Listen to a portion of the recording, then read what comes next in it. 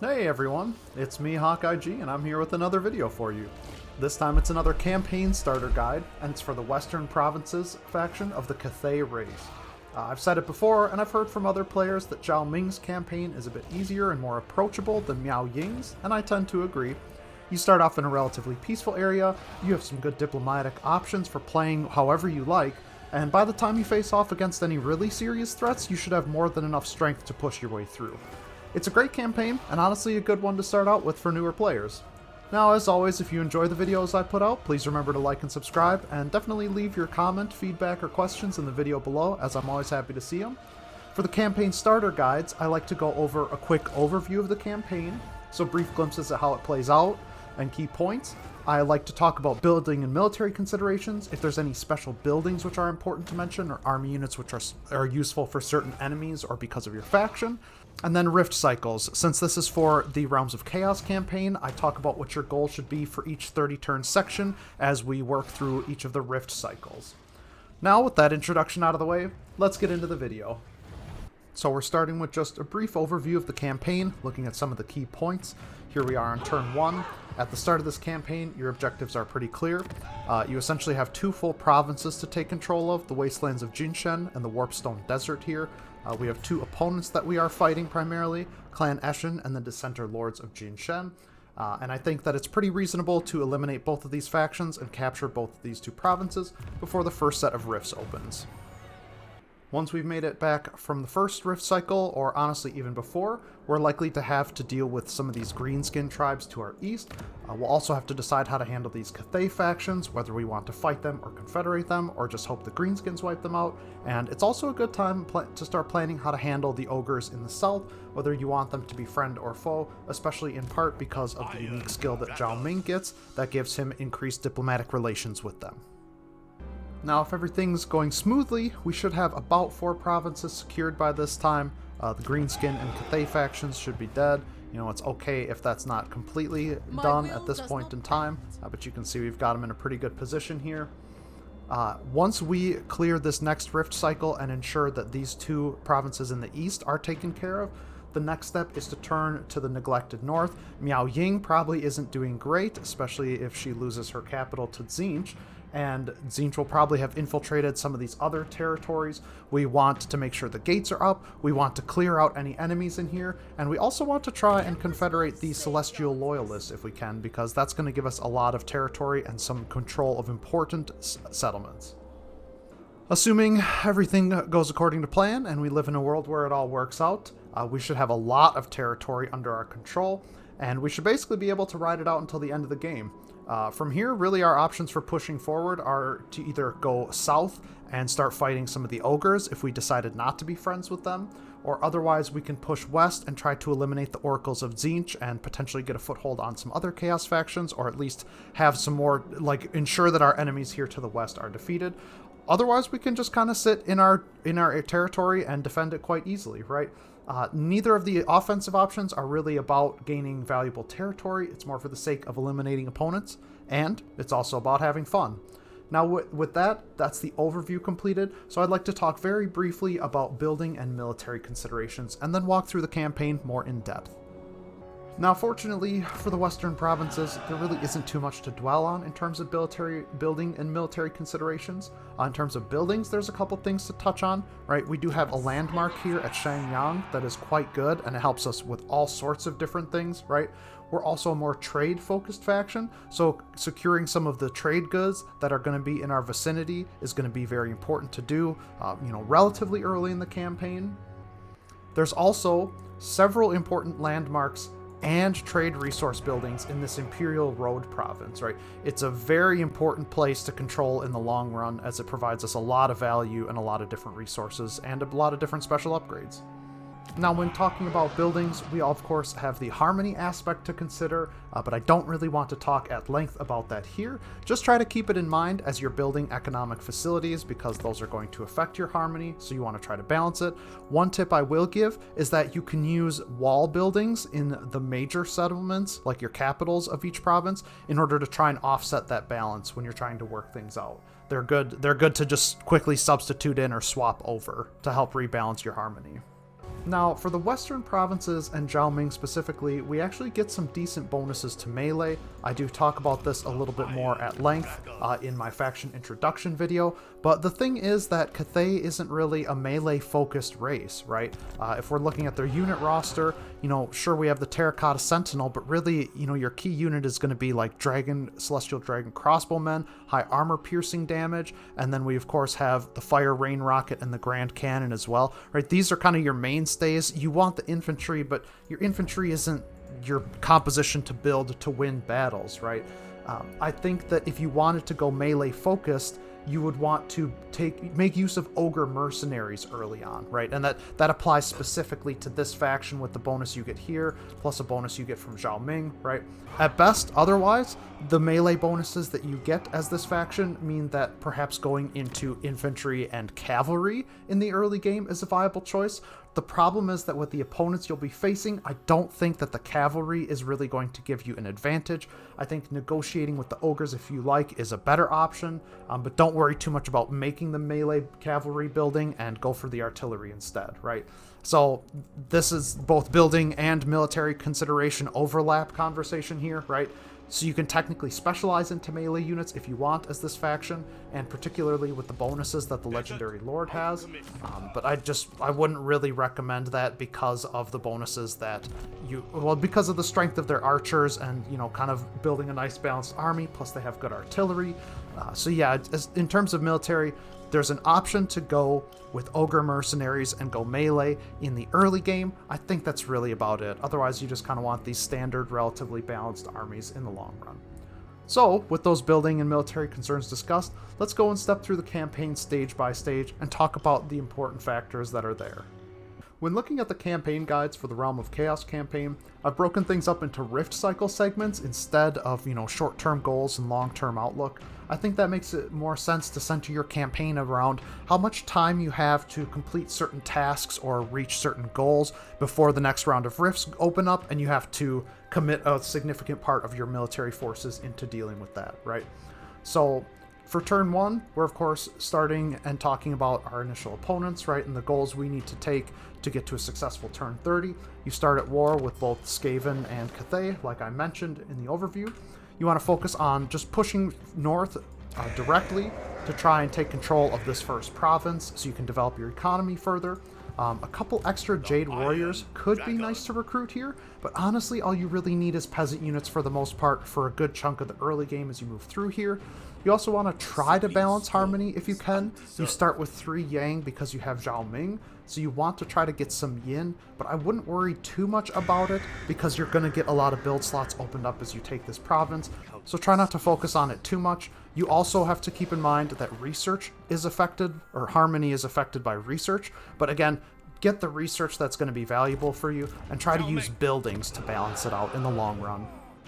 Now, because we're fighting 2 separate foes, the Skaven and the Dissenter Lords, it's very likely that the Dissenter Lords are going to move their army up here to the shrine to defend it, and at that time the Skaven will have had time to rebuild their armies as well, right? What you want to do once you get to the City of Monkeys, it's likely that you're going to want to try and sit here in ambush to either capture the Dissenter Lord's army in transition or the Skaven army, right? You want to try to take out both of those armies before you push forward from there. It's useful to finish the Skaven off first, like if you can kill them off completely before killing off the Dissenter Lords, but if possible you might want to run down and sack their capital too, just to keep it from getting too powerful and being too easy for them to defend as you're trying to assault it. Assuming that all those things have gone well, the Skaven should be dead, and you should be bearing down on the last of the Dissenter Lord's territory. At this point, they probably won't have very good units available to them because of this minor settlement, so you can probably take them in a fight even if they outnumber you. However, they can still construct a military building in here if you give them time, so don't give them that time. You also want to make sure you wrap this segment up in time to prepare yourself for the rifts. Now, it's also very likely that over here in the east, the Greenskins will start to gain some momentum, and they might not just fight the Cathay factions here, they might also decide to fight you. In my campaigns, neither of these Cathay factions really end up winning or at least gaining a big edge over the Greenskins. It's usually the northern group that breaks through first, which of course is going to potentially interfere with our journey into the rifts. Just be aware that this is coming, and I highly recommend building walls in Daizu in order to help make it less vulnerable and not have to kind of run across the desert or worry too much about flanks from that side. By now, we should be stabilized, able to fend off Greenskin attacks, and ready to go immediately into the first portal. I find that in Zhao Ming's campaign, it is fairly easy to be ready for the first portal wave ahead of time, even on higher difficulties. I'd recommend going in straight away, as the AI is usually ready for the rifts very early on in the first wave as well. Just use a hero to close out the other portal that's going to appear for you. Don't try and do too much with Zhao Ming before going in, or you're going to lose the race for the first soul, and that really sucks as a setback. Now, don't be afraid of fighting the ogres if you happen to discover Grease's Goldtooth in a realm of chaos either. A significant part of this campaign is deciding if you want the ogres to be friends or enemies, but Grease's Goldtooth is ultimately a competitor in the race for souls, and if you don't have the diplomacy bonus for ogres by now, it's very likely that he'll just declare war on you anyway. Don't let him take a soul from you just because you weren't sure about whether or not to attack him in that realm. Once we get back from the realms, it's time to work on our next goal. Specifically, we want to wipe out these greenskins nearby and try to take over both of these eastern provinces if possible. Now that might mean we have to fight Cathay as well, but since they're small and it's fairly early on, I don't really see that as a problem. With my lord back from the realms, I do park them in the capital to remove the negative trait and upgrade some of their units as well. Since the Greenskins are doing well in the northeast Cathay faction, but they're also targeting me, I want to focus on them. I'd love to see them wipe out Cathay faction, but it won't do anything it won't ruin anything to do it myself. Just make sure to check and make sure that you don't have any deals with them. Break them at an appropriate time if your decision is to go to war with them instead of confederate them, which is what I'd recommend. But otherwise, we just want to clean up this province and the one to the southeast. This is the point in time where we really need to decide on the ogres as well, right? You can see Greasus doesn't really have any strong feelings about me. By now, you should have enough levels on your lord to have taken that diplomacy bonus if you wanted it. And basically, I think in the long run, it's a question between fighting the ogres or fighting like Tzeentch and Chaos in this northwestern corridor. The mountains are going to be better economic territory, but they're more difficult to navigate, and ultimately these are all locked at low-level settlements. Plus, you could be friends with the ogres and get trade deals with them. However, the Chaos Wastes essentially offer nothing in regards to economic benefits. You're basically going this direction because you want to wipe out the Oracles of Tzeentch entirely, so I think that neither of those routes is really optimal. You just kind of want to make up your mind at this point whether you want to try and befriend the ogres and put effort into that, or if you just don't care about that. All it really takes is Greasus stealing a soul from you one time, and you'll probably make up your mind pretty quick. Now, I have to admit, it can actually be pretty easy to get sidetracked by this greenskin stuff. Again, highly recommend putting walls on Daizu here, otherwise you end up wasting time chasing them. You know, they can underway jump across the river or just outright run to this settlement, and then you have to go all the way back around to defend it. From here, I'm actually moving south and fighting this Cathay faction instead. It's because I didn't break my deals. Like, I made a trade deal with these people while I was fighting the greenskins. Again, keep in mind what deals you have and break them at an appropriate time. Since I have to wait to declare war on this faction, I went for the southern province first instead. At this point, we're back in the realm of chaos again. Once more, it's just a question of how prepared you are. So obviously, I'm still in the middle of something here, but since I failed on my first attempt to get a soul, I really need to go and get a soul this time. I can't miss them. I actually went to the realm of Slaanesh because I know that Greasus needs a soul from there, and he took one from mine last time. Since I was ready to go on turn 1, I went into there. Basically, targeting souls which aren't currently held by people who are in the lead on this leaderboard helps you keep up even if you're 1 or 2 souls behind. Otherwise, we're just looking to subjugate the rest of these territories like I initially had planned to. We also really want to watch for a possible confederation on the Celestial Loyalists at this point in time. It's really good to get this Imperial Road province, and depending on how well they're doing, you might just confederate the rest of Cathay if things go well for you. You also need to be aware that Tzeentch can drop in from the north, and you don't want to leave yourself totally undefended against that. But you can see we've got Cathay pretty well surrounded here, and so we should be able to move forward just fine. Assuming everything has gone according to plan, we should be done with the realm again. We should have things more or less cleaned up at home.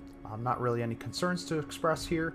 At this point, I actually want to turn the Warpstone Compass to the Warpstone, or the Wujing Compass to the Warpstone Desert, because this portal from Slaanesh was open for too long, and we've got some pretty serious corruption issues. Really easy to get rid of corruption issues with the Warpstone Desert on the compass, however. From here, the next 20-ish turns before the next rift opens should be spent cleaning up as much of this Cathay interior as possible. Yeah, you can see it's a bit of a disaster here. Miao Ying lost Nan Gao a long time ago, and Tzeentch actually confederated whatever the Watchers faction or whichever one it is. So we've got a Tzeentch problem in here. We've got Kurgan Warband breaking through the gates.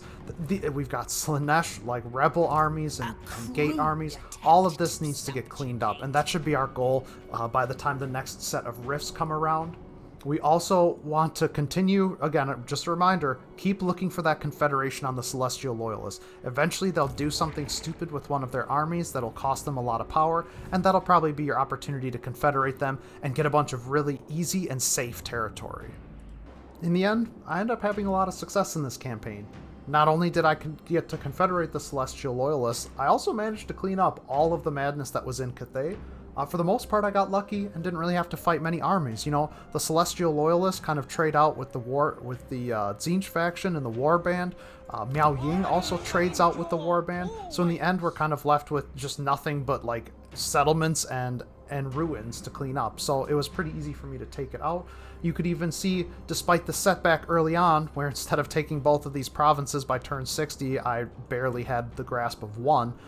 It's okay for some setbacks to happen in the early game, because once you get your momentum in hand, you can really just sweep through the rest of this pretty easily, right? So I'd say this played out as well as I could have ever expected. I have an enormous amount of land right now. Since I am playing before update 1.1, I actually have a decent number of lords that I need to sacrifice, so I'm sending them to the front lines as a result of this confederation. But I have a good amount of income at this time. I have an excellent amount of internal stability, right? I'm actually sending Zhao Ming south to start messing with Greasus, since Greasus has declared war on me. He did invade me briefly. I still have enough room in my income and army supply to provide an army for both of these southern flanks, as well as instating an army on each of these gates. Of course, the income reduction that we can get on one of these gates is going to help us out a lot with that as well. But other than like maybe Tzeentch doing some settlement swaps with me, I can theoretically hold this position for the rest of the game. So of course, by turn 90, the Realms of Chaos should open up again at or around this time. At this point, there's probably a leader or two emerging. Try and confront them in the same realm if you can. Otherwise, just go for a realm based on the metrics that I use. I'd say go for Tzeentch or Slaanesh if you are ready, like turn 1 to immediately launch into a rift. Otherwise, go to Nurgle or Khorne's realm if it's more important that you need to intercept somebody. And that's pretty much it, right? Next step is, if we want, we can fight and destroy the ogres to the south if they aren't friendly. Otherwise, we can go west and kind of put Tzeentch in his place for good. As much as these armies might be, I don't even want to call them scary, but there's lots of territory here that we can just sack continuously for making money. You can see my economy is in a better place than ever before, even though I already have 3 armies, so I can easily get a 4th strong army, so that even when Zhao Ming leaves and goes into the realms, I can still have defenses on both sides of this southern flank and have 2 armies up here by the gates. And that's pretty much it, right? At this point, I think we've covered everything I wanted to.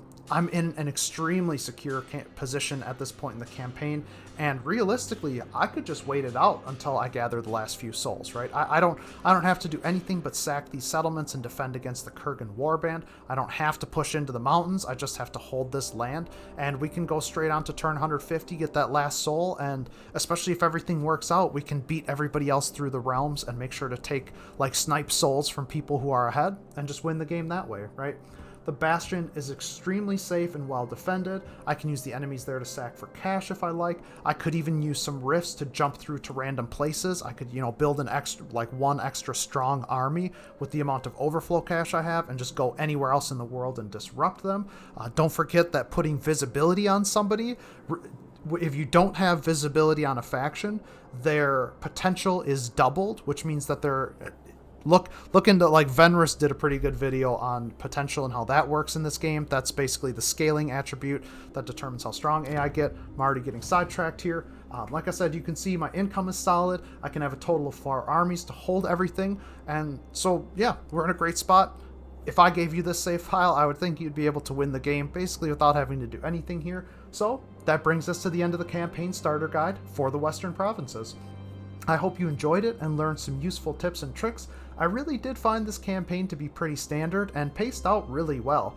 You're also just so well isolated from any significant early game threats or pressure, which is always very nice. And of course, if you did enjoy the video, please remember to like and subscribe. And if you have any helpful tips of your own or further questions from me about this or other campaigns or the race, please leave them in the comments section below. And as always, thanks for watching, have a great day, and we'll see you on the next one.